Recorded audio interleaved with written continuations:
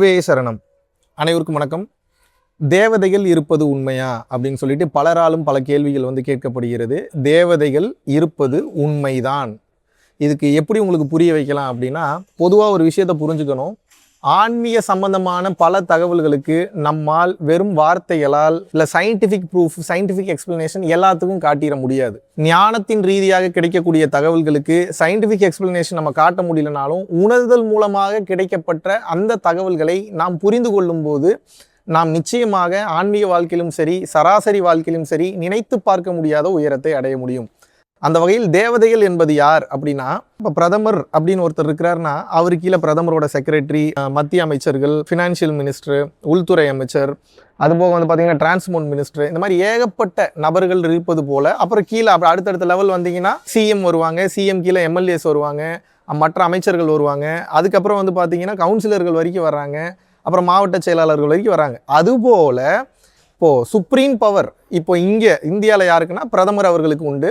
பிரதமருக்கு இருக்கிற பவர் கூட பார்த்தீங்கன்னா பிரசிடென்ட் ஆஃப் இந்தியாவுக்கு இருக்குமா அப்படின்னா, நம்ம நாட்டினுடைய சட்டத்திட்டங்கள் படி பிரசிடென்ட் ஆஃப் இந்தியாவோட அதிக அளவு சக்தி பெற்றவர், பவர்ஃபுல்லான பொசிஷன் யாருக்குன்னா பிரைம் மினிஸ்டர் தான்.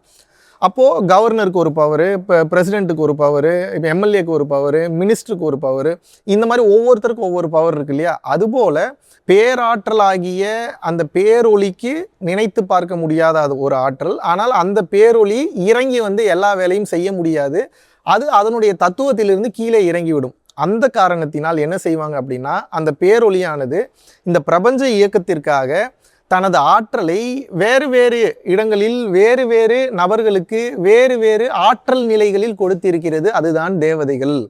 இப்போது கிரீன் ஏஞ்சல்ஸ்ன்னு சொல்லுவாங்க, பிளாக் ஏஞ்சல்ஸ்ன்னு சொல்லுவாங்க, நெகட்டிவ் ஏஞ்சல்ஸ்ன்னு சொல்லுவாங்க, பாசிட்டிவ் ஏஞ்சல்ஸ்ன்னு சொல்லுவாங்க. இப்போ யட்சினி, ஜின்னு, இந்த மாதிரியான ஏஞ்சல்ஸ்லாம் இருக்குது. நெகட்டிவான ஏஞ்சல்ஸு, பாசிட்டிவான ஏஞ்சல்ஸ்லாம் நிறையா இருக்குது. சிவதூதி நித்யா, நீலப்பதாகா நித்யா, ராஜமாதங்கி, இன்னும் ஏகப்பட்ட தேவதைகள், அம்பாளின் அருள் பெற்ற தேவதைகள் அவரவர் வேலையை செய்து கொண்டிருக்கிறார்கள். இதை நீங்கள் என்ன புரிஞ்சுக்கணும்னா, எந்த நாடு போனீங்கன்னா, இப்போ சைனாவில் போனீங்கன்னா அங்கே ஒரு சில தேவதைகள் ஃபேமஸ், இப்போ புத்திசம் போனீங்கன்னா அங்கே ஒரு சில தேவதைகள் ஃபேமஸ், தமிழ்நாட்டில் ஒரு சில தேவதைகள், வடநாட்டில் ஒரு சில தேவதைகள், பேரு தான் வேறு வேறு மாதிரி இருக்குமே தவிர, நீங்கள் என்ன புரிஞ்சுக்கணுன்னா, இது அனைத்தும் பேரொளியிலிருந்து பிரிந்து வந்த மற்ற சக்தி நிலைகள்.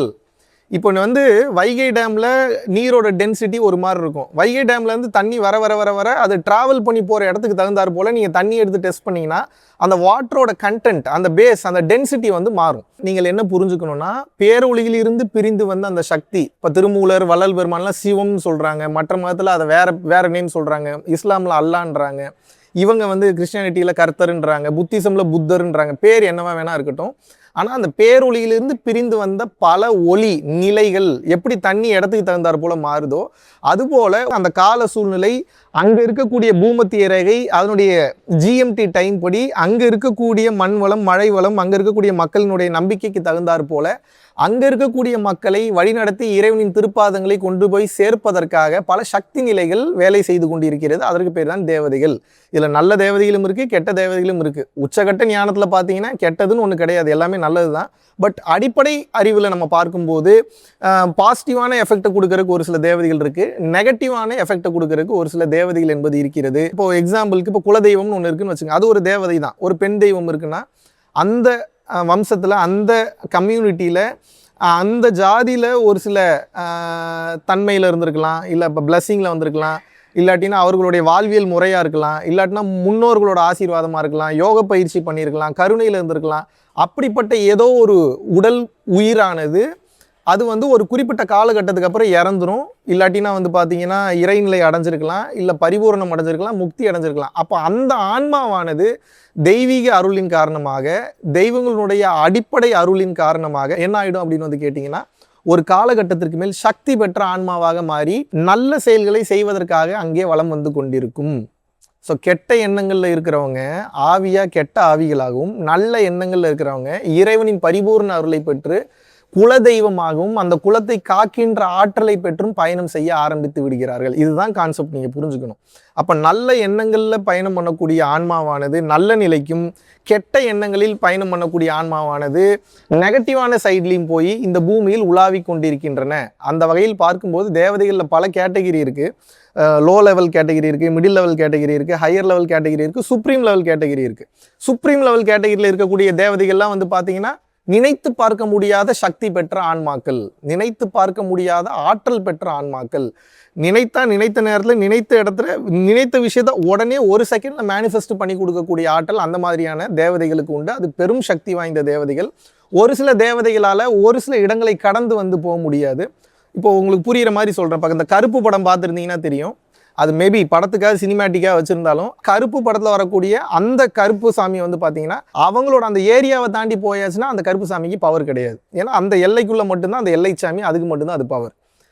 அது ஒரு சினிமேட்டிக்காக காமிச்சிருந்தாலும் அது உண்மைதான். ஒவ்வொரு தேவதைகளுக்கு ஒவ்வொரு ஏரியாக்குள்ளே தான் பவர் இருக்கும். அந்த ஏரியாவை தாண்டி போகும்போது அடுத்த எல்லையை பாதுகாக்கக்கூடிய, எப்படி போலீஸ் ஸ்டேஷன் ஒவ்வொரு எல்லையை வந்து பவர் சென்டராக வச்சுருக்காங்களோ, இப்போது சென்னையில் இருக்கக்கூடிய விருகம்பாக்கம் ஸ்டேஷன்னா அவங்களுக்கு ஒரு பவர், சாலிகிராமம் ஸ்டேஷன்னா அவங்களுக்கு ஒரு பவர், அசோக் நகர் ஸ்டேஷன்னா அவங்களோட ஏரியாக்குள்ளே தான் பவர். அதுபோல் ஒவ்வொரு தேவதைகளுக்கும் ஒவ்வொரு ஏரியா வந்து பவர்ஃபுல்லான ஏரியாவாக இருக்கும். அந்த பவர்ஃபுல்லான ஏரியாவை தாண்டி அவங்களோட பவர் வந்து இருக்காது.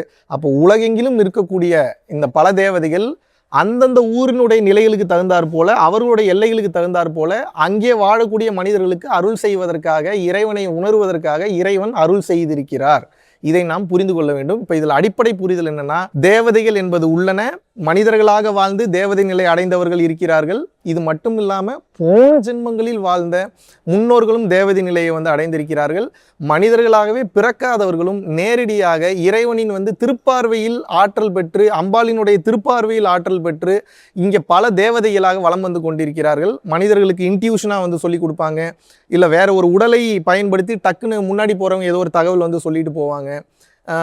நிறைய விஷயங்கள் திடீர்னு உடல் எடுத்து வந்து ஒரு சில தகவல்களை வந்து சொல்லிட்டு போவாங்க, சக்தி கொடுப்பாங்க. ஒரு சில பேர் வந்து பார்த்தீங்கன்னா சக்தி நமக்கு வேணுங்கிறத பிரார்த்தனை பண்ணும்போது கனவு ரீதியாக வந்து சொல்லிட்டு போவாங்க. ஒரு சில தேவதைகள் வந்து பார்த்தீங்கன்னா குலதெய்வங்களாக இருந்து அருள் பண்ணுவாங்க. இந்த மாதிரி நிறைய வகைகள் உண்டு. தேவதைகள் இருப்பது உண்மைதான். இதை புரிந்து வந்து செயல்படுங்கள். நல்ல நிலையில் இருக்கும்போது நல்ல நிலைக்கும், கெட்ட எண்ணங்கள் இருக்கும்போது கெட்ட நிலைக்கும் வந்து சென்று விடுகிறார்கள். நன்றி, வணக்கம். வருகின்ற ஜூலை 29ஆம் தேதி குரு பூர்ணிமா வந்து பார்த்தீங்கன்னா உலகமெங்கிலும் ரொம்ப விமர்சையாக வந்து கொண்டாடப்பட இருக்கு.